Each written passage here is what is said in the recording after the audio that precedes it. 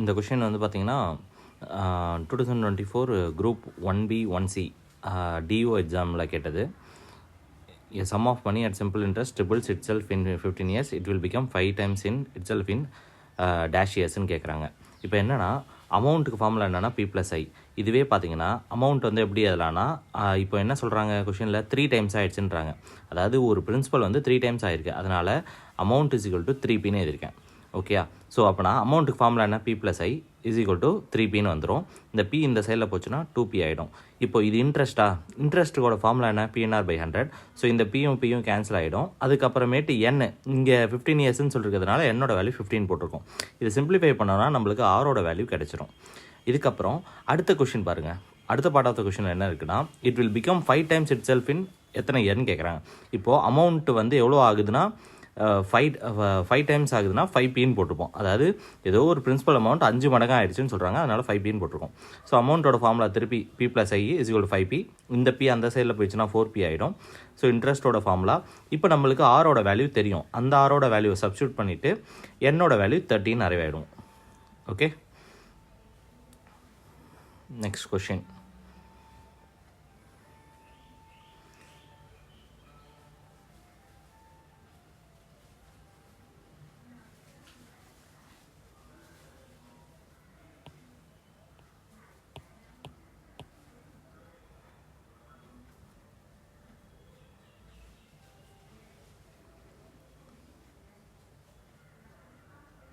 Okay, இந்த question பாருங்கள்.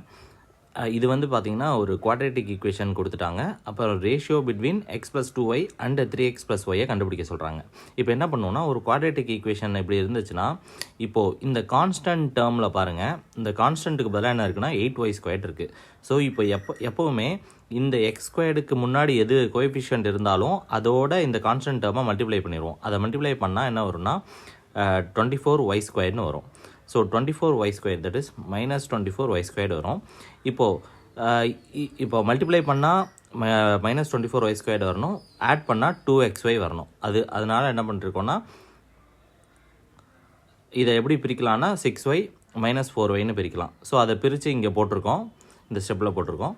அடுத்து இதை காமனாக 3x வெளில எடுத்துட்டோன்னா x+2y -4y இன்ட்டு x+2y ஆகும். அப்புறம் இந்த 3x - 2y மட்டும் எடுத்துகிட்டு அப்புறம் x+2y வைப்போம். ஆக்சுவலாக இதை வந்து நம்ம ரிஜெக்ட் பண்ணிடுவோம். ஏன்னா ரேஷியோ வந்து ஆக்சுவலாக x/yன்றது ஒரு ரேஷியோ, இந்த x/yன்றது ஒரு ரேஷியோ வந்து நெகட்டிவில் இருக்காது. அதனால் பாசிட்டிவ் ரேஷியோ மட்டும் எடுத்துக்கிறோம் 4/3ன்னு. அப்படின்னா எக்ஸோட வேல்யூ 4, ஒய்யோட வேல்யூ 3. ஸோ இந்த வேல்யூவை வந்து இந்த கொஷினில் இருக்க x+2y டிவைடட் பை 3x+yல சப்ஸ்டியூட் பண்ணுறோம். இதை சப்ஸ்டியூட் பண்ணால் நமக்கு என்ன வரும்னா 2/3ன்னு வரும். ஓகே, நெக்ஸ்ட்டு இப்போ வந்து பார்த்திங்கன்னா ஒரு ரேஷியோ கொடுத்துருக்காங்க. That is A:B, C:D, E:F. வந்து எல்லாத்தோட ரேஷியோ என்னென்னா 1:2ன்னு கொடுத்துட்டாங்க. ஒரு ரேஷியோவை அதோட ப்ராப்பர் வேல்யூவாக மாற்றணும்னா எக்ஸால் 2 சைடு மல்டிப்ளை பண்ணுவோம். அதான் பண்ணியிருக்கேன். 1க்கு பதிலாக 1 × x 2 × x 2xன்னு ஆயிடுச்சு. அடுத்தது இங்கே இன்னொரு ரேஷியோ கண்டுபிடிக்க சொல்கிறாங்க கொஷினில். 3a + 5c + 7e க்கு பதிலாக நான் டிவைடட் போட்டேன். 3b + 5d + 7fன்னு போட்டிருக்கோம். இதில் ரெஸ்பெக்டிவ் இப்போ ஏக்கு பதிலாக x போடணும், பிக்கு பதிலாக 2x, சிக்கு பதிலாக x, டிக்கு பதிலாக 2x, ஈக்கு பதிலாக x, எஃப்க்கு பதிலாக 2x. ஸோ அப்படி எல்லாத்துக்கும் சப்ஸ்டியூட் பண்ணோன்னா இங்கே 15x/30xன்னு வரும். அது 1/2. ஓகே,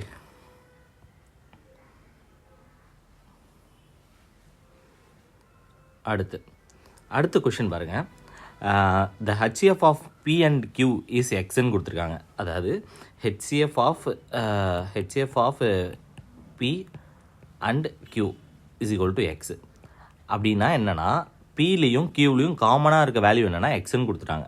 அடுத்து பாருங்கள், P/Q அதை தான் P/Qன்னு இங்கே எழுதிருக்கு.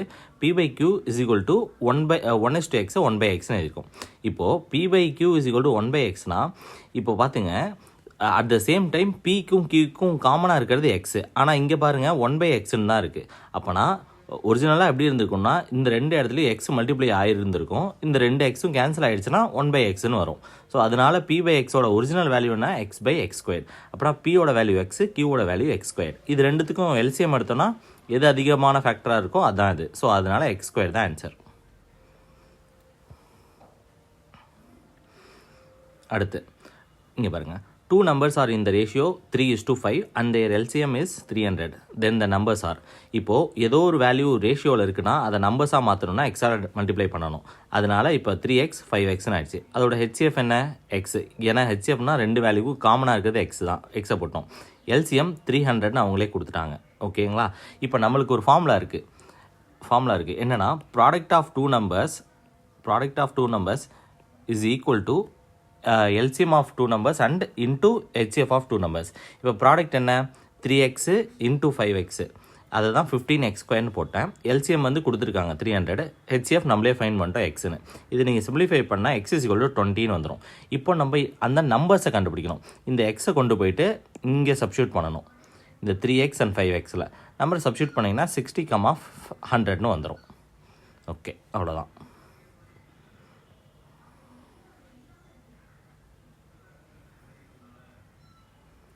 ஓகே, அடுத்த கொஷின். இப்போ வந்து இந்த ஒரு ரேஷியோ கொடுத்துருக்காங்க, A/B/C = 2:3:5ன்னு. அடுத்தது ஹெச்சிஎஃப் வந்து A,Bக்கு எக்ஸ்ன்னு கொடுத்துட்டாங்க. இப்போது நம்மளுக்கு ஃபஸ்ட்டு தெரிஞ்சது என்ன? ஒரு ரேஷியோ இருந்துச்சுன்னா அதை நம்பர்ஸாக மாற்றுறதுக்கு அதை ரெஸ்பெக்டிவ் ரேஷியோஸை எக்ஸால் மல்டிப்ளை பண்ணோம். அதெல்லாம் பண்ணிட்டோம். அப்படின்னா ஏவுக்கும் பிக்கும் காமனாக இருக்கிறது என்ன? எக்ஸ். அதிலையும் போட்டோம். அடுத்து என்ன கேட்குறாங்க? HCF of 2b - 3a + 4c கண்டுபிடிக்கணும். 2b - 3a + 4c. இப்போ 2b, இந்த 2b இருக்குல்ல, இப்போ பியோட வேல்யூ என்ன? 3x. 3x × 3 போட்டோன்னா 6x வந்துடும். அடுத்தது மைனஸு 3a, 3 × 2x எவ்வளோ? 6x, அதை போட்டோம். 5x 4 × 4c இருக்குது. அப்படின்னா சியோட வேல்யூ 5x, அப்படின்னா 20x வந்துடும். அதே மாதிரி அண்டு 5a - 2c + 5bன்னு கொடுத்துருக்காங்களே, அதுக்கு ரெஸ்பெக்டிவ் வேல்யூஸை சப்ஸ்டியூட் பண்ணிங்கன்னா 20x 15xன்னு வரும். அதில் காமனாக இருக்கிறது என்ன? X and 5. ஸோ அதனால் 5xன்னு ஆன்சர் வந்துருச்சு. ஸோ இது வந்து பார்த்தோன்னா இந்த ஆப்ஷனில் a+b என்னது? இப்போ எல்லாத்தையும் ஆப்ஷனில் பார்த்தீங்கன்னா a+b வந்து ஆட் பண்ணிங்கன்னா 5xன்னு வரும். ஸோ அதுதான் ஆன்சர். a+b வந்து 5x, அதான் ஆன்சர்.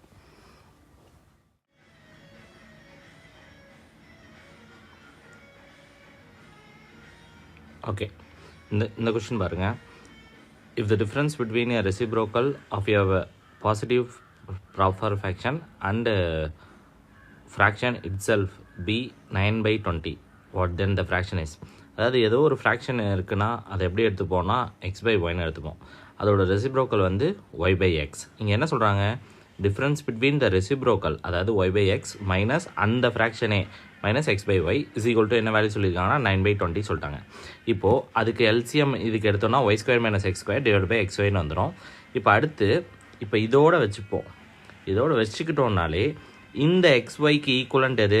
20. அந்த 20 வந்து 4 × 5ஆகவும் இருக்கலாம், 5 × 4ஆகவும் இருக்கலாம். But at the same time y² - x² = 9 இருக்குது. அப்போனா y² வேல்யூ தான் அதிகமாக இருக்கணும், x² வேல்யூ கம்மியாக இருக்கணும். அப்போ தான் 9 வரும். இல்லைன்னா y² வேல்யூ கம்மியாக இருந்துச்சுன்னா -9 தான் வந்திருக்கும். ஸோ இப்போ பார்த்தீங்கன்னா எக்ஸு கம்மியாக இருக்கணும், ஒய் அதிகமாக இருக்கணும். அப்போனா இந்த கண்டிஷன் தான் ஈஸி, கரெக்டு. ஓகே, ஸோ அப்போனா எக்ஸ் வந்து 4, ஒய் வந்து 5. அப்படின்னா அந்த ஃப்ராக்ஷன் வந்து எப்படி இருக்கும்? x/y. அப்போனா 4/5 தான் ஆன்சர். ஓகே, இந்த கொஷின் பாருங்கள். A boy has ₹50, ₹20 and ₹10 notes in the ratio 2:3:4. If the total amount is 8,000, how many ₹10 notes has he got? இப்போ பார்த்தீங்கன்னா இந்த ரேஷியோ இருக்குல்ல, இந்த ரேஷியோவை நம்பர்ஸாக, அதாவது இவர் வந்து 50 ரூபாயும் 20 ரூபா இந்த 10 ரூபா நோட்டை 2:3:4 ரேஷியோவில் வச்சுருக்காரு. அப்போனா எத்தனை நம்பர் ஆஃப் நோட் வச்சுருப்பாருன்னா 50 ருபீஸ் நோட்டை 2x வேல்யூ வச்சுருப்பாரு, 20 3x வேல்யூ, 10 4x வேல்யூ வச்சுருப்பாரு. இதுவே அவரோட வச்சிருக்க காசோட கவுண்ட்டு தான் 2x 3x 4x. இதுவே அவர் வச்சிருக்க வேல்யூ நோட்ஸோட வேல்யூ பார்த்தோன்னா இந்த ரேஷியோ இன்ட்டு எத்தனை ரூபாயோ அதை மல்டிப்ளை பண்ணணும். 20 × 3x, 10 × 4x. ஓகேங்களா? இப்போது மொத்தமாக அவர் எவ்வளோ வச்சுருக்காருன்னா 8,000. அதனால தான் இது எல்லாத்தையும் ஆட் பண்ணியிருக்கோம். ஸோ இப்போ இதில் எக்ஸை கண்டுபிடிச்சோன்னா அந்த எக்ஸோட வேல்யூவை நம்ம இங்கே சப்ஸ்டியூட் பண்ணிட்டோன்னு வச்சுக்கோங்களேன், நம்மளுக்கு என்ன கிடச்சிரும்னா 10 ருபீஸ் நோட்டை எவ்வளோ எத்தனை வேல்யூ ஆஃப் 10 ரூபி நோட்ஸ் வச்சுருக்காருன்னு நமக்கு கிடச்சிரும். ஸோ ஒரு மொத்தமாக வச்சுருக்கிறது 4x, இல்லை எக்ஸை சப்ஸ்டியூட் பண்ணிட்டோன்னா நமக்கு கரெக்டாக 160 இது இருக்குதுன்னு தெரிஞ்சிடும். ஓகேங்களா? Okay,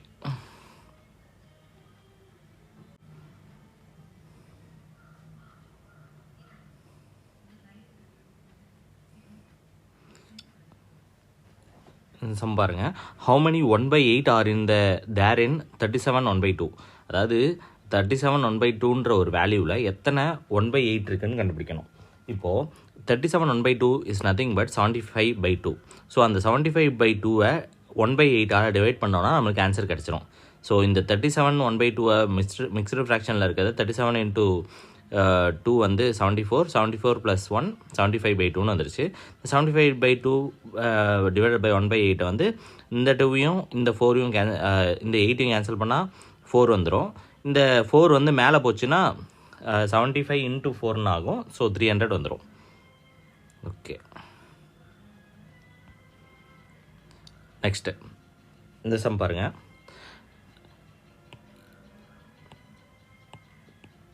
If z is equal to x squared by y and x, y are both increased in value by 10, find the percentage change in the value of z. இங்கே பாருங்கள், இப்போது எக்ஸையும் ஒய்யும் 10% இன்க்ரீஸ் பண்ணுறோம். 10% இன்க்ரீஸ் பண்ணால் என்ன வரும்? 1.1xன்னு வந்துடும். ஒய்யை 10% இன்க்ரீஸ் பண்ணால் 1.1yன்னு வந்துடும். இப்போது ரெண்டுத்தையும் நம்ம பழைய இதில் சப்ஸ்டியூட் பண்ணுறோம். z is equal to x squared by y. x squared by y இப்போ 1.1 into 1.1 1.1 ஸ்கொயர்னு வந்துடும். அப்புறம் x into x x ஸ்கொயர்னு வந்துடும். இப்போது கீழே ஒய்க்கு பதிலாக 1.1 ஒய்ன்னு வந்துடும். இப்போ ஃபைனலாக நம்மளுக்கு என்ன கிடைக்குது? z is equal to 1.1 z squared by y. இப்போது முன்னாடி இருக்கிறதுக்கும் இது முன்னாடி இருந்தது, இப்போது z is equal to 1.1 s squared by y இருக்குது. இப்போ இதுக்கும் எவ்வளோ டிஃப்ரென்ஸ்னால் 10% இன்க்ரீஸ் ஆகிருக்கு. ஏன்னா 10% இன்க்ரீஸ் ஆனதால தான் 1.1ன்னு வந்திருக்கு. அந்த 0.1ன்றது என்னென்னா அந்த இன்க்ரீஸை தான் குறிக்குது. ஸோ 10% தான் இன்க்ரீஸ். ஓகே,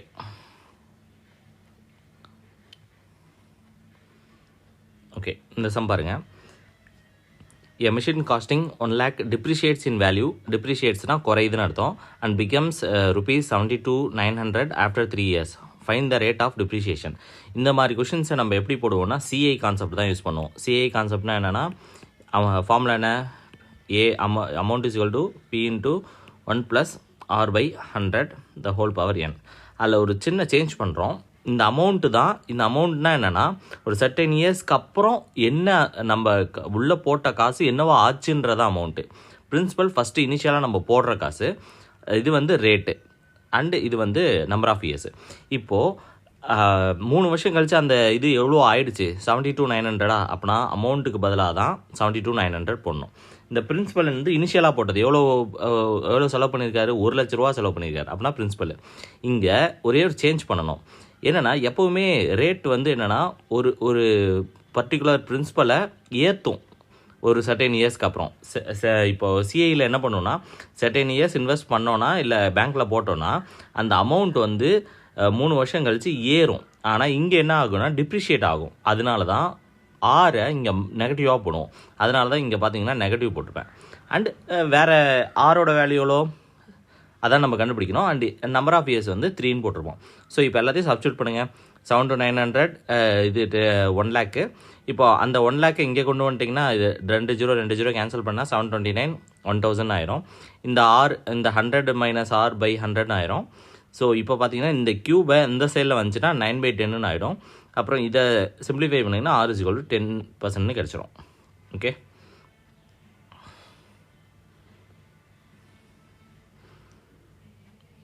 ஓகே, இந்த சம் பாருங்கள். இந்த சம் ஆக்சுவலாக போர்ட் மாஸ் யூஸ் பண்ணுற மாதிரி இருக்கும்.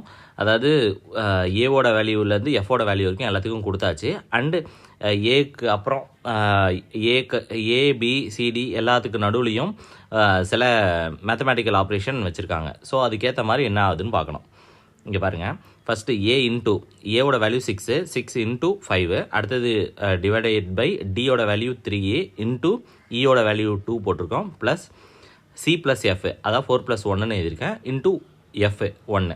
ஸோ இங்கே என்ன பண்ணணுன்னா இந்த இடத்துல பாருங்கள் டிவிஷன். எப்போவுமே போர்ட் மாஸில் ஃபஸ்ட்டு டிவிஷன். ஓகேங்களா? ஸோ டிவிஷனுக்கு அப்புறம் தான் மல்டிப்ளிகேஷன், அப்புறம் அடிஷன், அதுக்கப்புறம் தான் சப்ராக்ஷன். ஸோ டிவிஷன்றதுனால 5 and 3 டிவைட் பண்ணுற மாதிரி போட்டுருவோம். இங்கே 6 and 3 கேன்சல் ஆகிடும். Into 2 plus 5 into 1. ஸோ இங்கே பாருங்கள், 2 into 5 எவ்வளோ வரும்? 10. 10 into 2 20 ப்ளஸ் 5, அது 25 தான் ஆன்சர். இங்கே நிறைய பேர் என்ன பண்ணிடுவாங்கன்னா, இதை ரெண்டுத்தையும் மல்டிப்ளை பண்ணிடுவாங்க. 3 into 2 ஃபஸ்ட்டு மல்டிப்ளை பண்ணிடுவாங்க. அதை பண்ணக்கூடாது. பண்ணிங்கன்னா வேறு ஆன்சர் வந்துடும். ஸோ இந்த ஃபஸ்ட்டு டிவிஷன் பண்ணிட்டு தான் மல்டிப்ளிகேஷனுக்கு போகணும். ஓகே,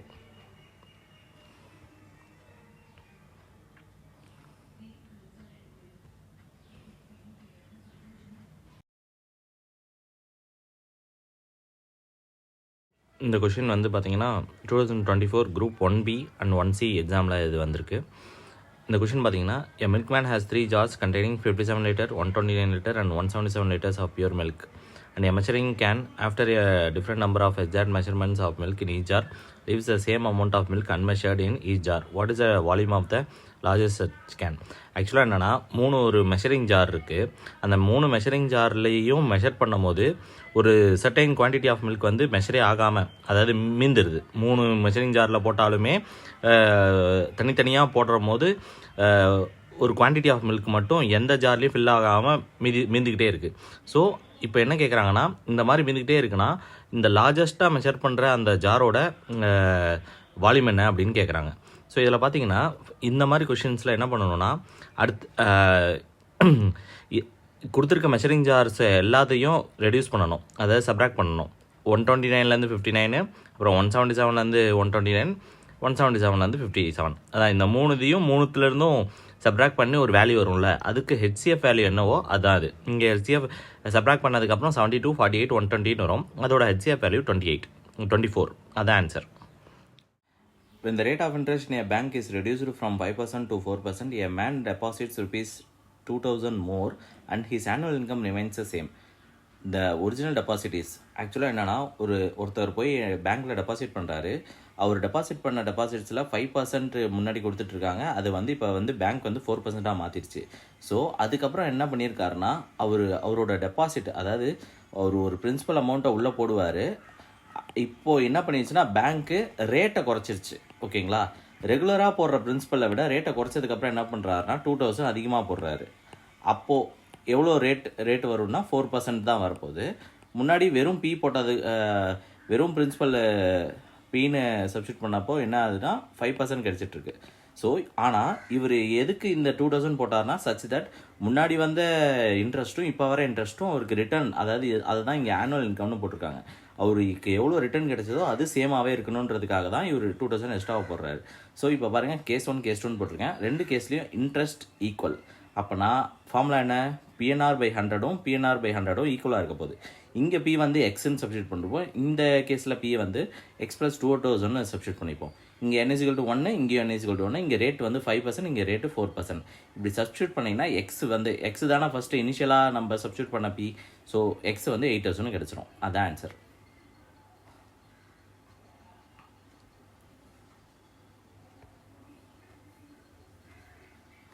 ஓகே, இது ரொம்ப ஈஸியான கொஷினு. ஸோ இதில் என்ன சொல்லியிருக்காங்கன்னா, when all the digits in each of the given numbers are arranged in ascending order, which number becomes the highest ன்னு கேட்குறாங்க. இப்போ 435 ரீஅரேஞ்ச் பண்ணோன்னா அசெண்டிங் ஆர்டரில் 345 வந்துடும். 224 ரீஅரேஞ்ச் பண்ணால் 224 தான் இருக்கும். 786 ரீஅரேஞ்ச் பண்ணிங்கன்னா 678 வந்துடும். 823 ரீஅரேஞ்ச் பண்ணுறீங்கன்னா 238 வந்துடும். அப்படின்னா இந்த நம்பரோட ஒரிஜினல் நம்பர் என்ன? 786. அதுதான் ஆன்சர்.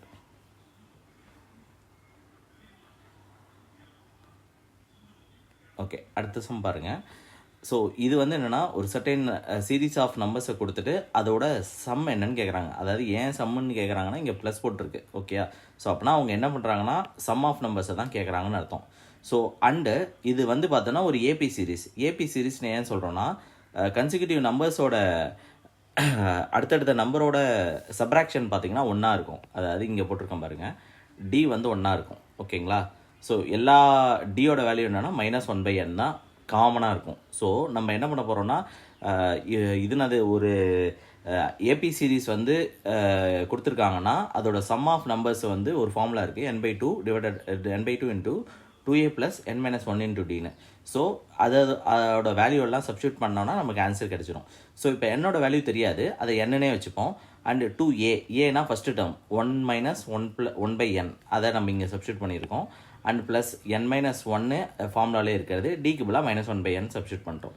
அதுக்கப்புறம் இதை சிம்பிளிஃபை பண்ணிங்கன்னா இங்கே பாருங்கள், ஃபஸ்ட்டு இந்த 2-ஐ உள்ளார கொண்டு போயிட்டோம். 2 × 2, 2 - 2/n மைனஸ், அதாவது இந்த இதையும் இந்த டேர்மையும் பண்ணிங்கன்னா -1 + 1/n வந்துடும். இந்த 2 - 1க்கு பதிலாக 1ன்னு போட்டிருக்கேன். -2/n + 1/nக்கு பதிலாக -1/n வந்திருக்கு. ஸோ இதை சிம்பிளிஃபை பண்ணிங்கன்னா 1/2 n-1ன்னு ஆன்சர் வந்துடும். ஓகேங்களா, இது சிம்பிளாக சிம்பிளிஃபிகேஷன் தான். ஸோ இது ஈஸியாக வந்துடும். இது ஆனால் ஏபி சம், ஏபி டாப்பிக்லேருந்து கேட்டிருக்காங்க.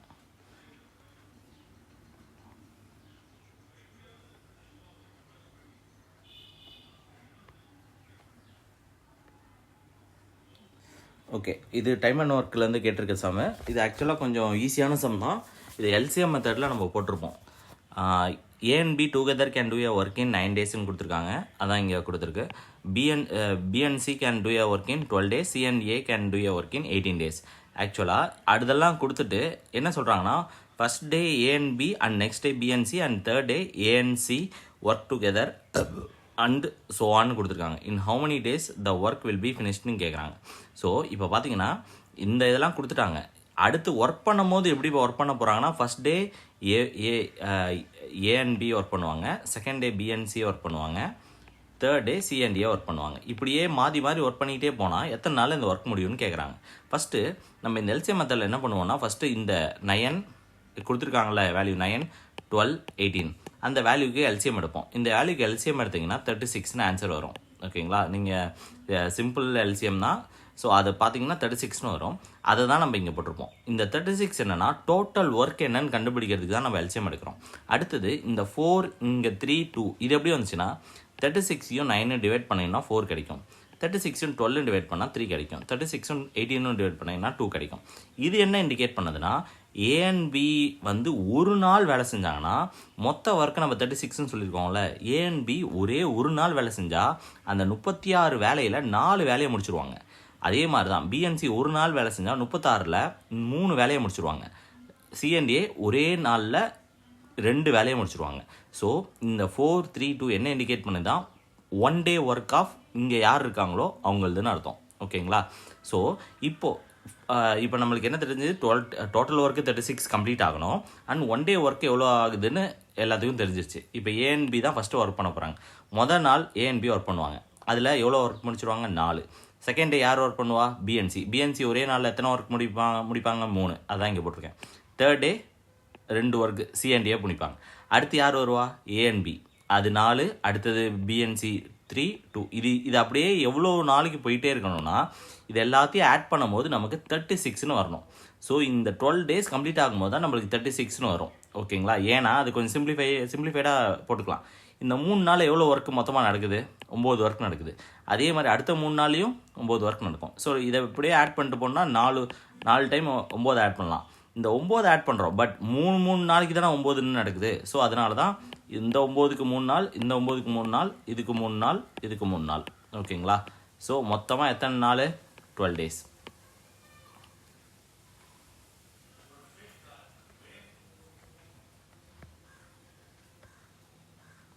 ஓகே, இதுவும் டைம் அண்ட் ஒர்க் டாபிக் தான்.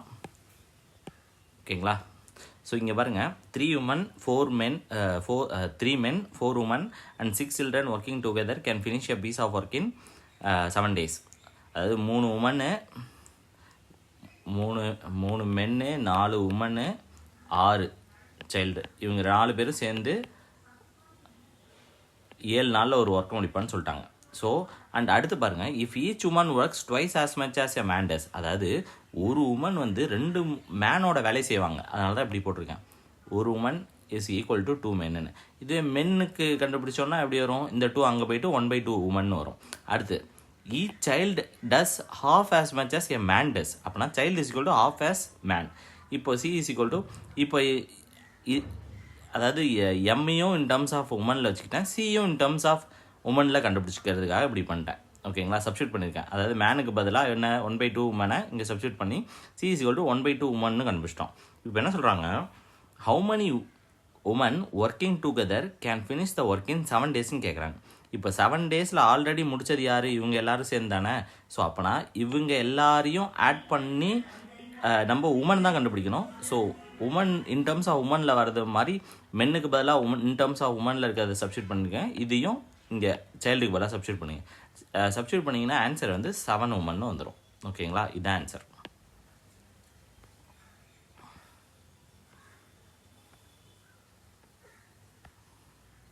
ஓகே, அடுத்து if 2 dice are thrown together, what is the probability that at least one is prime number and sum of numbers should be even? இங்கே பாருங்கள், இப்போ 2 tie throw பண்ணால் மொத்தமாக எத்தனை probability இருக்கும்? 36 probability இருக்கும். ஸோ இவங்க என்ன கேட்குறாங்க, ஒரு த்ரோவில் வந்து ஒரு ப்ரைம் நம்பர் கிடைக்கணும், அட்லீஸ்ட் ஒரு ப்ரைம் நம்பர் இருக்கணும், இன்னொன்று வந்து பார்த்தீங்கன்னா ஈவனாக இருக்கணும். இப்போ பாருங்கள், இந்த 1 and 1 இது ஒரு சாம்பிள் ஸ்பேஸ். இந்த 1 and 1 ரெண்டுமே ப்ரைம் நம்பரில், இது ரெண்டுத்தில் ஏதோ ஒன்று ப்ரைம் நம்பராக இருக்கணும் and at the same time ரெண்டுத்தையும் ஆட் பண்ணால் ஈவனாக வரணும். இது ரெண்டுமே ப்ரைம் நம்பர் இல்லை, அப்படின்னா இது வராது. 1,2 அது ப்ரைம் நம்பர், 2 ப்ரைம் நம்பர் இருக்குது, ஆனால் இது ஆட் பண்ணால் ஈவன் நம்பர் வராது, அப்படின்னா அதையும் எடுத்துக்க முடியாது. இது 1,3 வரும், ஏன்னா இதில் 3 வந்து ப்ரைம் நம்பரு, ரெண்டுத்தையும் ஆட் பண்ணால் 4ன்னு வரும், அது ஈவன். ஸோ அதே மாதிரி இந்த எல்லாத்தையும் பார்த்தீங்கன்னா நான் இங்கே டிக் பண்ணி வச்சுருக்கேன் பாருங்கள், இந்த டிக் பண்ணி வச்சுருக்கிறது மட்டும்தான் வரும். ஸோ அது 13 நம்பர்ஸ் வரும். ஓகேங்களா, இது மட்டும்தான் பாசிபிள் அவுட்கம்ஸ். ஓகே.